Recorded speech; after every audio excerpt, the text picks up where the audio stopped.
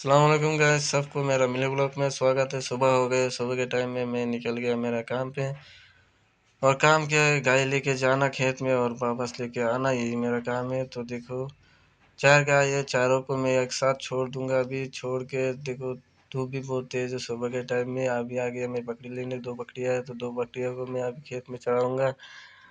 और फिर मैं आने लगा तो बिल्ली मेरे साथ आने लगा, तो मैं बिल्ली से थोड़ा खेलने लगा और मस्ती करना। बिल्ली मुझे बहुत पसंद है और मैं आ गया। तो अभी 10 बजने वाला है, तो 10 बजने के टाइम में फिर मैं निकल गया खेत में। खेत से जाके और सबको गाय लेके आने के लिए चला गया। तो उनको पानी खिलाना है, तो अभी आ गया पानी खिलाने के लिए। देखो अभी पूरा पानी खिला रहा हूँ।